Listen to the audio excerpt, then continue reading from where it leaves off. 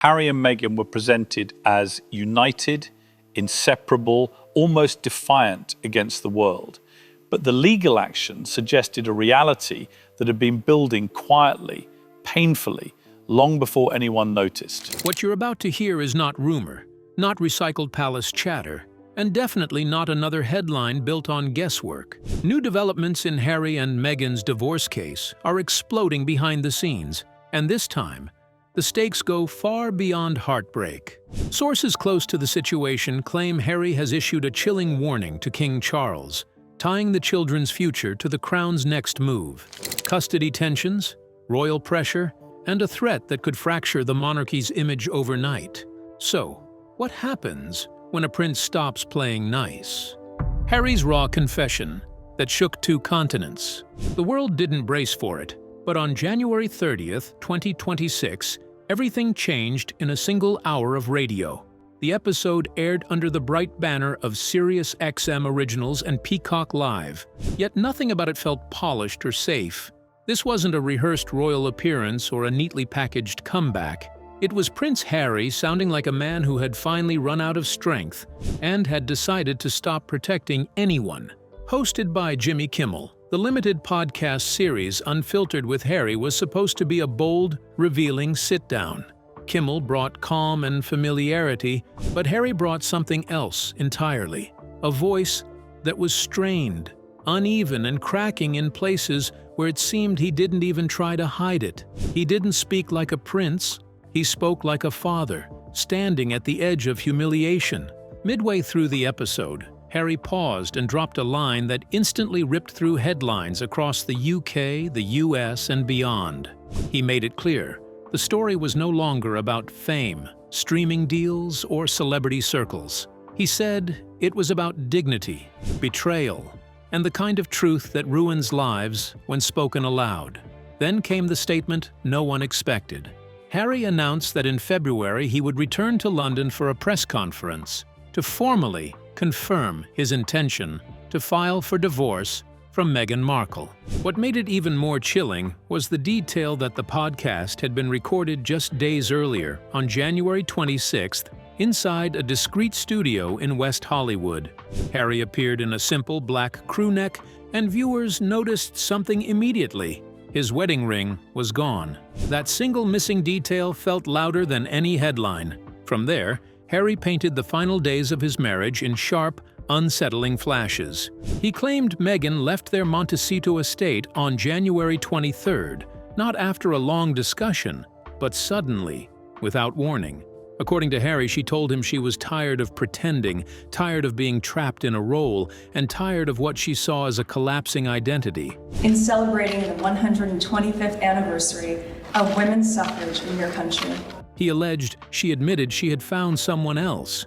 She did not name him, but described him as a powerful Middle Eastern royal figure, wealthy, influential, and tied to a future she believed was bigger than Harry could offer. Harry described late-night phone calls Meghan would take in private, sometimes around 3 a.m.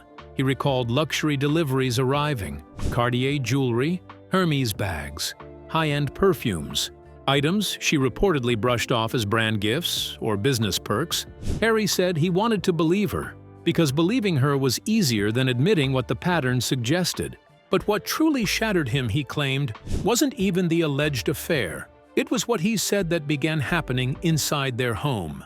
Harry described hearing Archie repeat phrases that sounded like Meghan's criticisms, mocking Harry's lost power, his distance from the monarchy, and his diminished status. He said his son laughed while repeating them, not understanding the meaning, but absorbing the tone.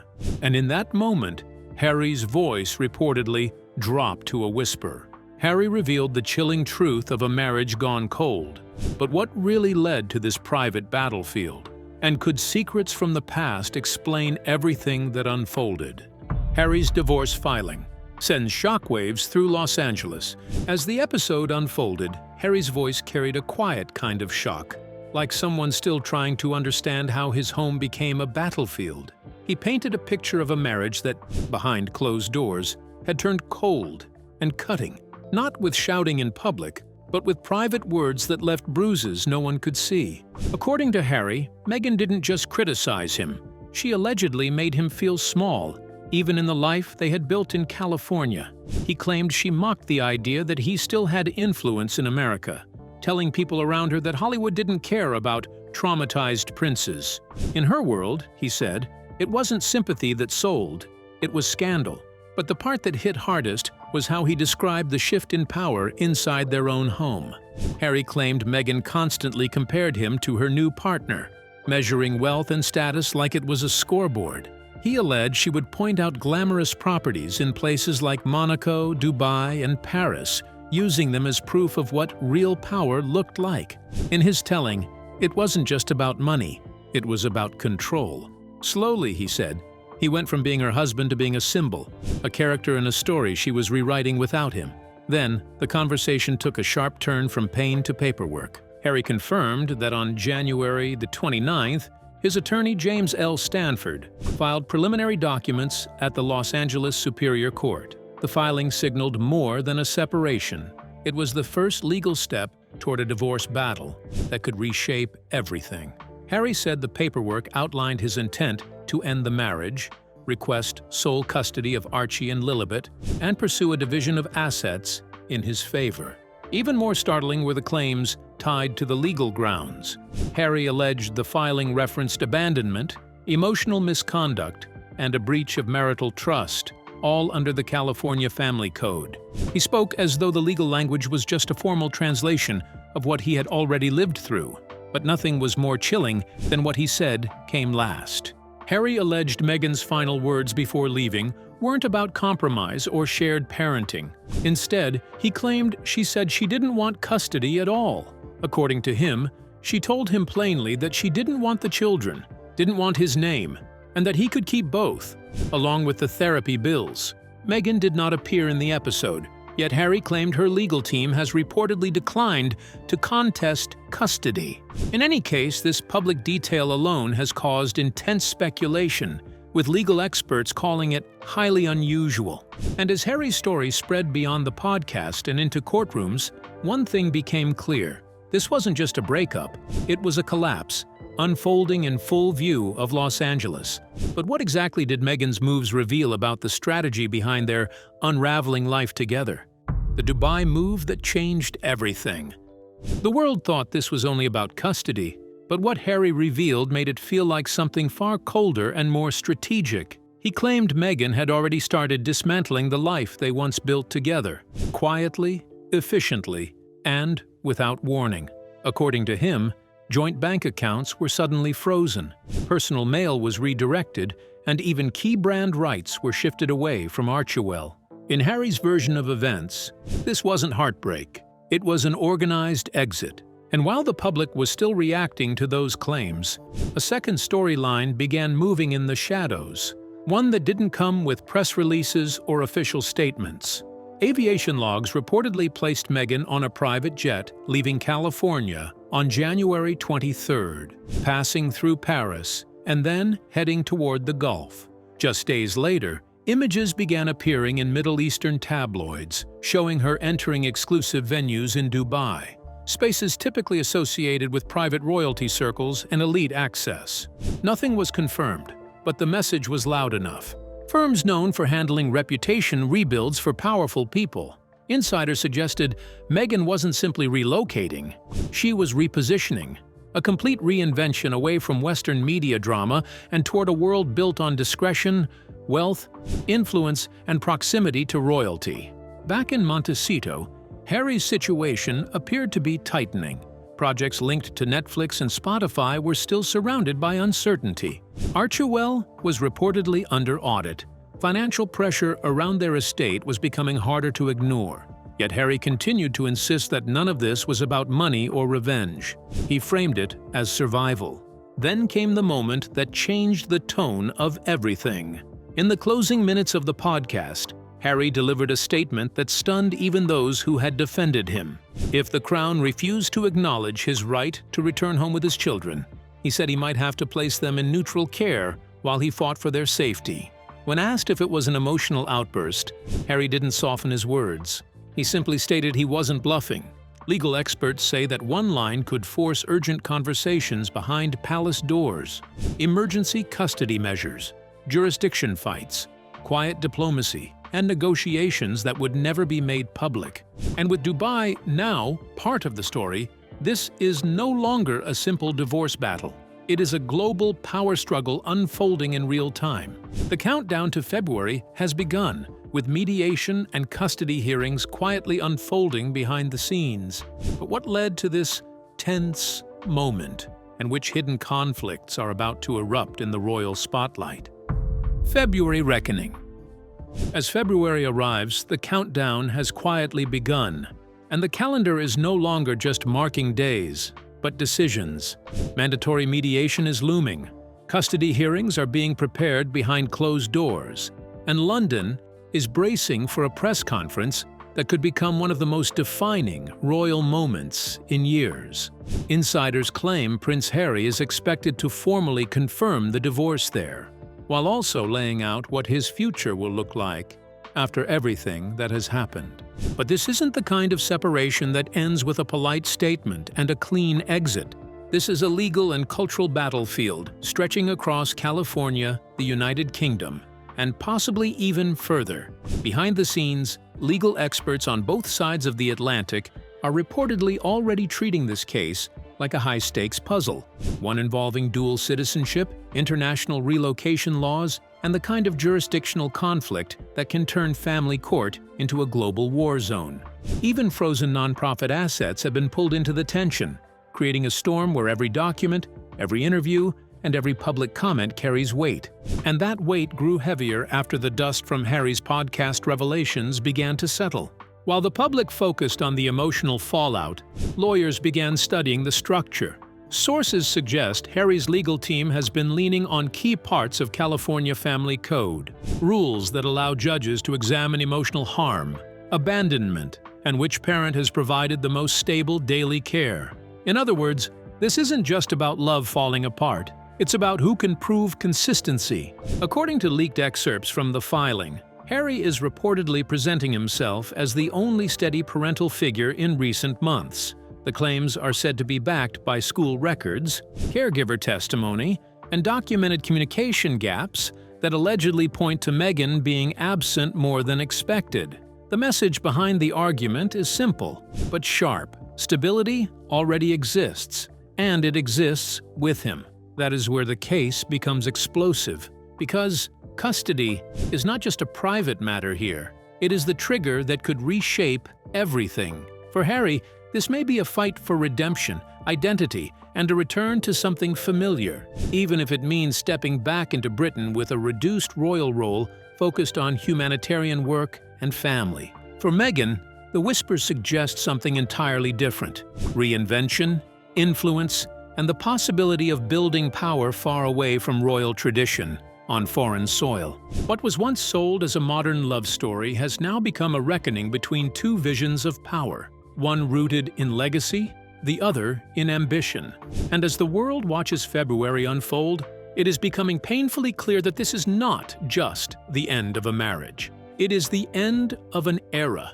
Meghan's choice to step back from shared custody has stunned even legal experts. But what drove her to this unprecedented decision? And could her past experiences reveal the full story behind it? When silence becomes the loudest statement. Meghan's reported decision to walk away from shared custody has sent shockwaves through California's family law circles.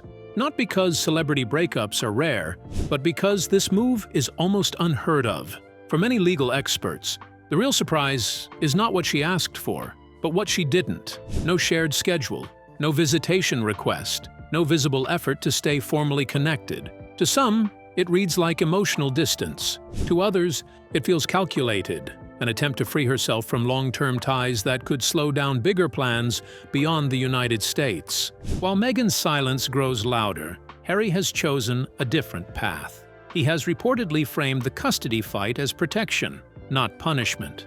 In a recent podcast appearance, he spoke with unsettling honesty about the changes he claims to have noticed in Archie and Lilibet. He described moments of withdrawal, confusion, and strange phrases that sounded rehearsed rather than natural. The most painful part, he hinted, came during bedtime talks, when the children reportedly asked why their father no longer had a kingdom, or when the real prince would return.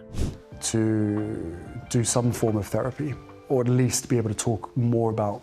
To Harry, these were not innocent questions. They were signs that his children's identity was being slowly rewritten. Behind closed doors, Buckingham Palace is said to be watching with intense caution. There may be no public statement, but insiders suggest King Charles is deeply uneasy, not simply about family conflict, but about what Meghan's next steps could represent on a global stage. Reports claim her recent movement toward the Gulf region is being viewed as more than personal reinvention.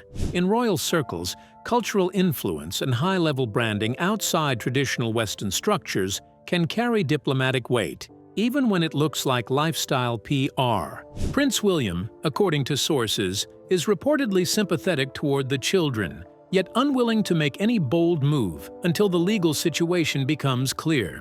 Any attempt to bring Harry and the children back into the UK too soon could trigger international complications, especially under the Hague Convention. With dual citizenship and multiple jurisdictions involved, even one wrong step could explode into a global legal battle. Meanwhile, Meghan's repositioning appears swift and disciplined. Within days of her reported arrival abroad, glowing editorials began surfacing in international outlets. The story being pushed is consistent: a woman reclaiming autonomy, escaping institutional control, and stepping into a new chapter of global relevance. Yet one detail keeps raising eyebrows. These narratives reportedly avoid mentioning Harry, the children, or Archewell entirely. And in a saga like this, omission can be more powerful than any headline. Meghan's public image is shifting, louder scandals replaced by a colder, calculated approach. But what sparked this transformation? Did past royal conflicts shape her new strategy? Or is there a deeper plan behind her calm exterior? From spotlight to shadow. According to branding analysts, something has clearly changed in Meghan's public approach, and it is not subtle. The loud royal fallout that once shaped her image is slowly being replaced by something colder, calmer, and far more calculated. Instead of chasing attention, she now appears to be building a new identity built around discretion, elite philanthropy, and quiet influence. Spaces where the rules are different, visibility is controlled, and accountability is easier to blur. In these circles, Western tabloids hold little power, but proximity to wealthy decision-makers holds everything. Yet behind this polished shift, the financial ground under the Sussex brand is reportedly cracking. Archewell, once presented as the moral heartbeat of their public mission, is now facing serious pressure. Regulatory reviews have allegedly triggered state and federal attention, with reports claiming key accounts have been frozen, donations delayed, and grant partnerships paused. Documents said to be circulating internally describe inconsistent disclosures, unexplained transfers, and luxury expenses filed under vague operational descriptions. What once looked like a charitable empire now risks being viewed as a tangled mess of blurred lines. And then there is Montecito. The California estate, purchased during their most hopeful period, has reportedly become less of a sanctuary and more of a looming financial weight. With a large variable rate mortgage, missed payments, and growing tax liens, the home now symbolizes overreach rather than freedom. Sources suggest Harry has asked the court for permission to sell the property before foreclosure becomes unavoidable. The goal is said to be simple: use any remaining equity to secure a smaller, quieter home in the UK, one built for privacy, stability, and a life far away from constant public drama. But the most surprising twist is not money. It is public opinion. Early polling and online discussion, especially in parenting spaces and expat communities, suggest a slow but noticeable shift in sympathy toward Harry. Where he was once framed as a disgraced royal who walked away from duty, more people are beginning to see him as something else entirely. A father trapped inside a collapsing marriage, trying to protect his children while everything around him turns into legal warfare. Some observers have even raised concerns about Meghan's apparent detachment from day-to-day parenting, regardless of how they feel about her ambitions. Still, not everyone is convinced. To critics, This is not a tragedy. It is a strategy, a rebrand on one side, a legal fight on the other, and two narratives racing toward the same finish line. And somewhere in the middle, the question is no longer about titles or interviews. It is about who controls the story next. Prince Harry's revelation shook the world and turned private struggles into public controversy. But what really motivated him to speak out? Was it personal healing, legal strategy, or something even deeper behind the headlines? When the Sussex dream finally broke. When the podcast dropped, it didn't feel like just another headline. It felt like a warning shot.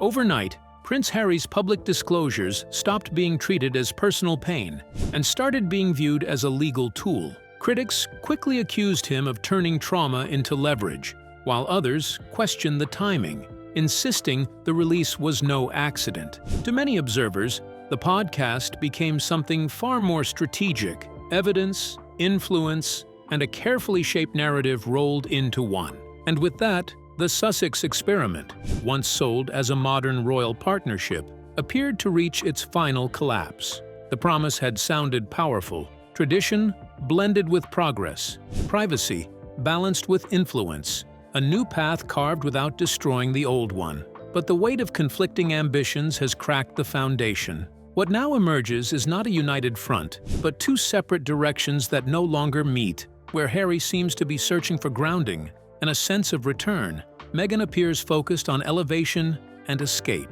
Their futures are no longer parallel, and the gap between them is widening with every legal step. Behind the scenes, the stakes are rising fast. Court dates are approaching. A mandatory mediation session hangs in the air like a deadline neither side can ignore. Preliminary custody hearings are scheduled, and financial arbitration is quietly lining up behind them. Each legal stage narrows the space for reconciliation, and every new filing makes the divide harder to reverse. What once looked like tension now looks like a full separation of worlds.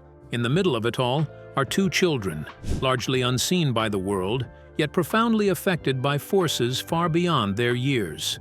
Every decision made by adults around them, decisions made in rooms they will never enter, during conversations they will never overhear, has the power to shape their childhood and their understanding of family. For Harry, protecting their identity, emotional stability, and sense of normalcy has reportedly become his defining mission, a responsibility he takes with fierce determination. For Meghan, the children increasingly seem entwined in a chapter she may be choosing to close, at least for now. Whether that decision is driven by emotion, strategy, or circumstance remains uncertain, but the resulting silence has only fueled speculation, intensifying public scrutiny and curiosity. As February unfolds, all eyes are turning sharply toward London, where Harry is expected to face the press and formally outline his next steps.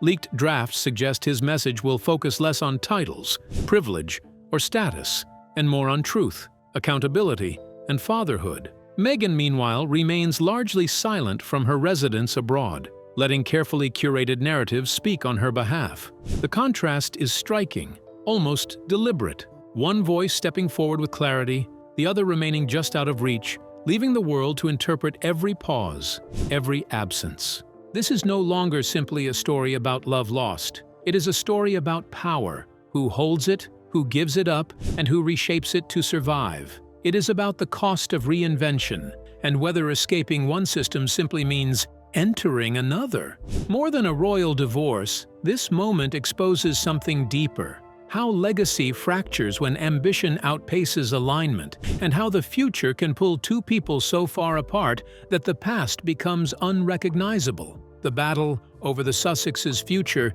is unfolding behind closed doors, far from public eyes.